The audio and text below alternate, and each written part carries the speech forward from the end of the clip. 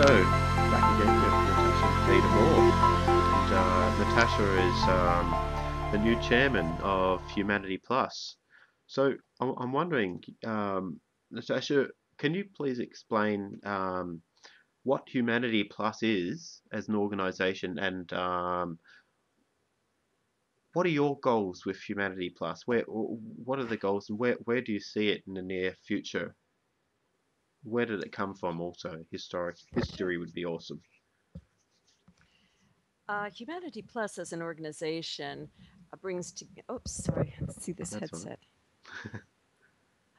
Humanity Plus as an organization brings people together and ideas together to discuss the future, but not just the far future. We also discuss the near future and look ardently at the sciences and technologies of today, where they're headed for tomorrow, and what we can do to engage them to help create a visionary, positive, and problem solving future.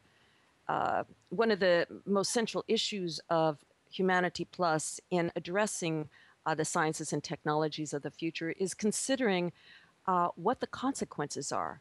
What does it mean to alter the human condition? How will that affect us? Who will benefit from these changes? And how can we um, help redesign the issue of what is normal and what's expected of humanity in self-defining who we are and what we will become or might become? Hmm. Now, there's been like a series of like different organizations or movements through time. I mean, the World Transhumanist Association, the Extropians. Do you want to give a just a brief background on, the timeline of what led up to the Humanity Plus movement? Sure. Sure. Uh, Transhumanism started in actually the movement started in the early 1990s. The concept of transhuman was written by a gentleman named F.M. Esfandiari, which later became FM 2030.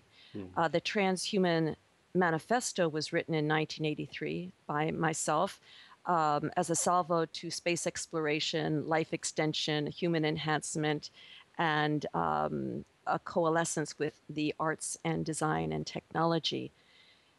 In 1990, Max Moore wrote the transhumanist philosophy in creating transhumanism. In 1991, a little bit later, the Extropy Institute was developed as a networking organization to bring together spearheading minds, thinkers in the technologies of the future, especially artificial intelligence and nanotechnology.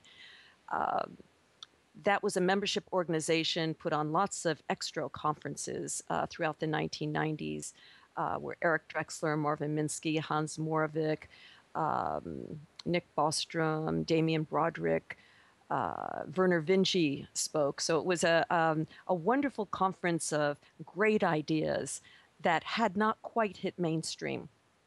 The World Transhumanist Organization developed later on, but before then, it started becoming more international. Although it was always international, more transhumanist organizations started developing. D-Trans developed in Belgium, and then in Sweden, Aleph developed. So we were having this relationship, a type of global relationship with other organizations, and we'd get together. But this was before the internet became so popular. So we did have that communication gap. In the late 1990s, the World Transhumanist Association developed as a organization that wanted to be an umbrella organization and bring transhumanism further into academics. Even though it was academic, was more of a cultural organization through Extropy Institute with the far out ideas that weren't mainstream. World Transhumanist Association helped make it more mainstream. But the World Transhumanist Organization became a little bit too bipartisan. It brought out a bit too much politics, which caused some issues between people who wanted more multiplicity and diversity and uh, a wider range of thinking in politics and religion and some spirituality. So a number of different organizations started developing in the 2000s, 2006. I believe it was Humanity Plus developed. It out it was an outgrowth out of the World Transhumanist Association, which dissolved and became Humanity Plus. The reasons for that was that the term transhumanism was facing a bit of um, problems through academics with um, postmodernism, basically, because the postmodernism scope was misinterpreting perhaps the issues of disembodiment and who we would become with the posthuman. So transhumanism was a term that uh, some people were a little bit concerned to use. So Humanity Plus became a name that could be rebranded and reaching out further across these borders and boundaries of postmodernism and modernism and humanism, and even political issues of the biopolitics of human enhancement. So over time, these ideas have now been accepted in the mainstream and more fluently in academics. But you have to consider the time frame within which ideas come about and how they have to struggle a little bit and wrestle with the norm in being accepted and understood. So Humanity Plus is what we have now, and the interesting issue here is that the I was president of Extra P Institute, and now I'm chair of Humanity Plus, and that's kind of wonderful in a way. It's kind of this beautiful synergy of the different ideas and. Which brings us to the second question you had of what are my goals as chairman of Humanity Plus? Primarily, my goal is to restructure the organization so that we take an ardent look at how we function, what our officers are, what our roles are, who are our board of directors, and to think about maybe do we have too many board of directors, do we have not enough, to consider how we can engage the issues of the times more directly. For example, Extra P Institute was important and had an aim, a specific goal in bringing these ideas about the future to the public and bringing the thought leaders and the let's say the fathers of AI and nanotechnology, et cetera, into an organization and networking. And WTA brought it into academics primarily. So now we have the time has come about, so this synergy is very important. Another one of my goals is to have the conferences. We have two conferences a year usually, and I think that's very important. I think maybe two or three. Three would be just enough. But these our conferences, like the conference we're having in Hong Kong in December, is very important. We hope to have another conference at Parsons New School for Design in New York City, probably on the singularity. I'm looking at the magazine, how we can integrate our H Plus magazine more seamlessly with the organization so that it's the magazine represents what the organization is doing more fluently, and the organization brings more of our members to the readership of the magazine. I'm looking at our grants and prizes. I'm looking at how we can reach out to our membership and think about our stakeholders and what their needs are. But now to get to the crux of the matter, and then I'll be quiet for a moment. I think the most important thing I can do right now is to look at what our goal is. We need a specific goal, a specific aim. We have to think about that very carefully because, again, the times have changed. Things change, and we have to keep up with the changes. And change is good. It's nothing wrong with admitting, oh, we're doing this incorrectly or we missed something. Let's revisit this and start afresh. So in doing so, I am putting together a team of 8 individuals who have a strong background in corporations, in business, in management, and restructuring organizations who come from a transdisciplinary area of knowledge, and they're all involved with Humanity Plus anyway and transhumanism. So I hope to have this new idea, this new goal in place for 2012. Excellent. So, how did you first get interested in transhumanism and future technology. It, it, it, what's your background? What attracted you to these ideas? Or I can say one incident that happened. I'll preface it with saying where I lived geographically. I was living in my home in Telluride, Colorado, which is a ski resort in Colorado, and it's a very beautiful place. And I was deeply involved with the film industry because Telluride has a fascinating film festival. And I had a business. I had a commercial art design business. I owned an art gallery and I owned a silk screening business, seriography. I was happy in my little elitist ski resort, skiing and hiking and enjoying life. And then the National Endowment of the Arts and the Telluride Institute, through the directive of Richard Lowenberg and Pam and John Lifton Zolene, put together a conference Arts and called Sciences 79. It was 1979. arts and And I was sciences? young and excited and enjoying my life, but I had no idea what was around the corner. At this Arts and Sciences, I saw head on that I was missing the boat, that I needed to change my life dramatically, that living in a beautiful mountain village and doing what I was doing was not keeping up with the future. At this conference, I met people who were working with virtuality, with video, with computers, with plants, with all sorts of human computer interactions and interfaces, and that changed my life. Within 6 months, I left Telluride, I went to Los Angeles, and I started searching ideas about the future.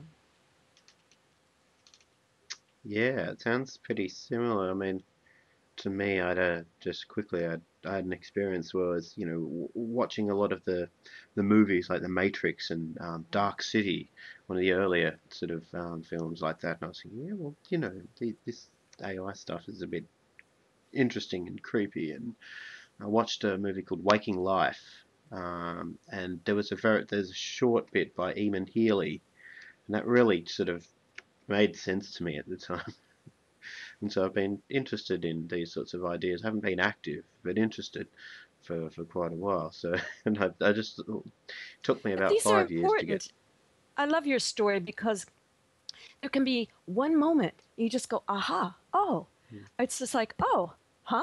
And that's mm, how I felt. It's like, oh, what?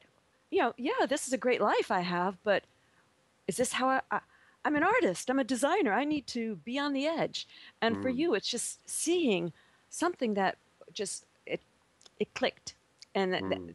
that's the beauty of life, isn't it? Those moments where things just click and go, oh, Fall into okay. place. Yeah, Mm. exactly. I mean, these ideas just have so much potential. Yeah. So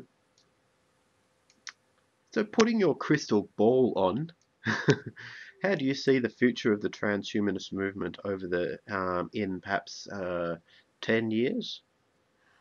Oh, great question. Thank you. And also, I'll add to that, and this may be a different question, how would you like to see the transhumanist movement? Right, exactly. I was kind of combining them anyway. Okay, I have to be practical here because I'm a very practical person. In 10 years, I see that transhumanism will have academic recognition. That, for example, in universities, you study, in the arts department, you studied art history. I see there being a field or in the curriculum, in the pedagogy, there'll be art futures, design futures. I think in literature, there'll be history about the posthuman, the transhuman, and postmodernism versus modernism, feminist studies, gay and gender studies, personal identity studies. I see in psychology that, and this doesn't have to be in academics, I see in psychology new subfields coming up where they're talking about how people deal with multiple selves in virtual environments, real time versus virtual time. Um, I think it's going to, transhumanism in and of itself, the term transhumanism will be less important than the mechanics, the functionalism of transhumanism, that, that the ideas will become so acceptable, like social networking is acceptable, like using a computer is acceptable, and so commonplace that people will automatically be preparing for living to 120, 150, that people will be preparing to live longer and to go out into space and to engage all the ideas that transhumanism has been discussing for a long time and cybernetics was discussing. These ideas did not manifest out of transhumanism. Pierre de Chardin talked about the new sphere, which is the collective consciousness in artificial intelligence, or AGI. Yeah, Aristotle talked about, this whole issue of who we are and what we are become and what are the elements of identity. So these are not new ideas. I think what will surface with transhumanism in 10 years is it'll not be such a big deal. And this whole ethical issue that puts up these strong walls will become something that are workable problems, workable issues, rather than scary ones. What would I like to see? Second part. I would like to see a more engaging relationship between the different fields in problem solving. I would like to see, and this is the practical side in my dream here, water for everyone, housing, insurance, health, wellness. It is insane to me that we live on a planet where there are people who don't have water. Yeah, it's just one of those things. We talk about the aha experience. This is one of those things. It doesn't compute in my head. Uh, and I know this is based on politics, and I know it's based on different belief systems and problems therein. And I think that Buckminster Fuller was correct in his World Game Plan, where he said there is enough. The problem is distribution, and I think that the problem today is still distribution. Now, caveat, it is possible that molecular manufacturing could solve a lot of these problems. And then we bring in the Drexlerian vision of the possibility of nanotechnology in its future with engines of creation. And we need to look at the engine of creations, not just in nanotechnology, but within our own thinking as well.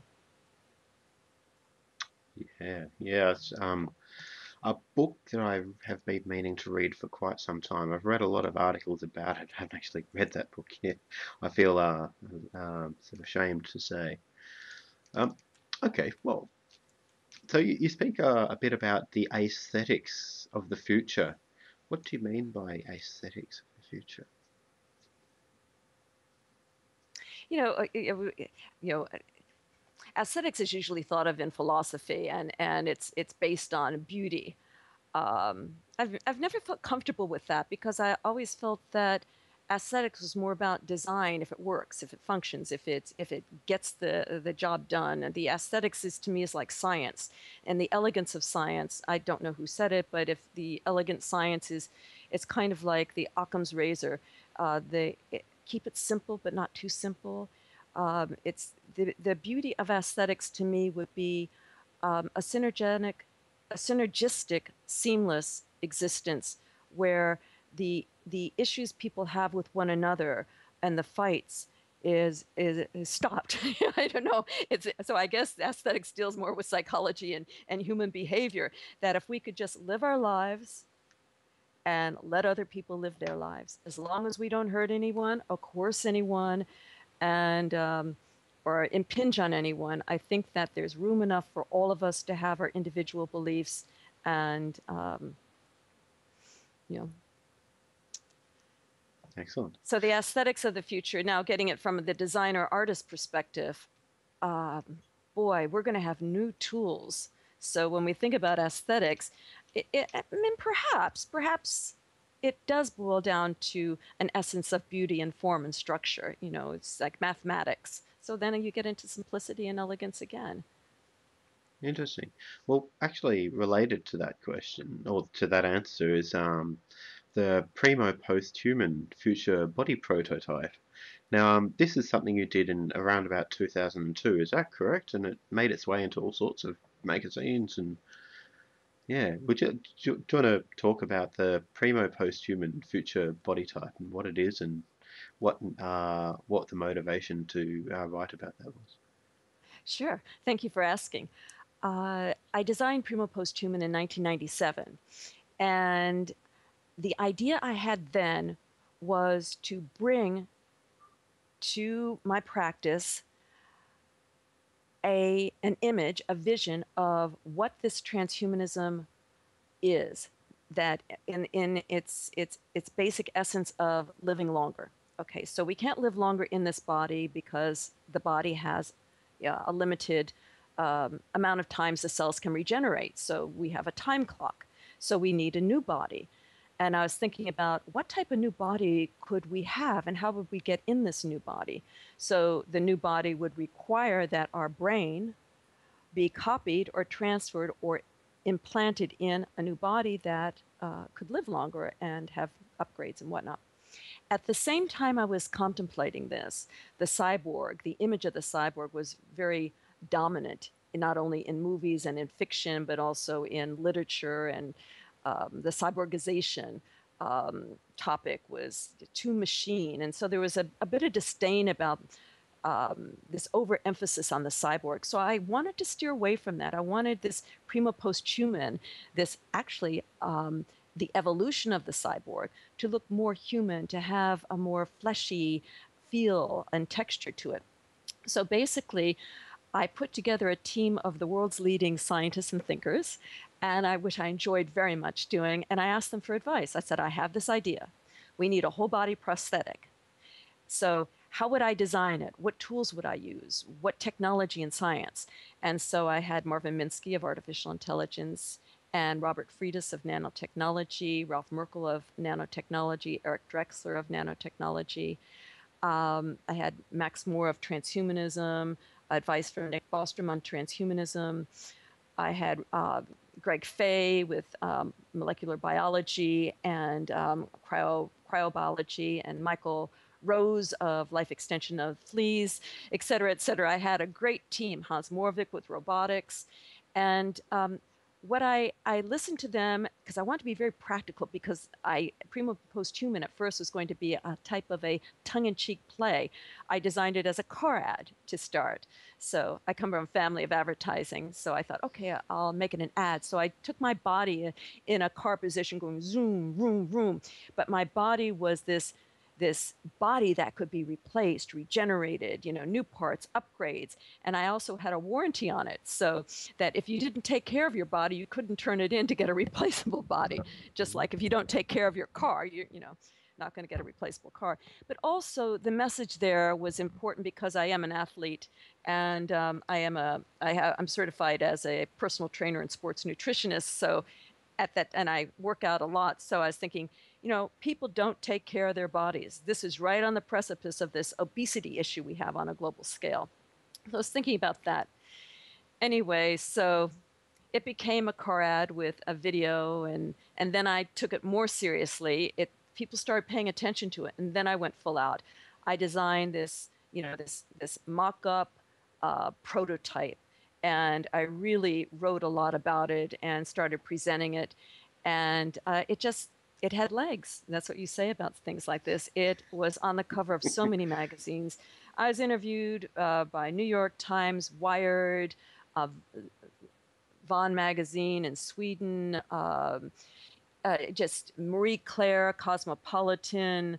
It just, I mean, I was on the cover of the LA Weekly, Village Voice, but not just, all over, Germany, England, the London Observer, TV. So it did take off, and because it was novel, and it was a prototype for the post-human future, this human 2.0 and regeneration, and it defied the issue of death and finality, and that we could live longer. Awesome.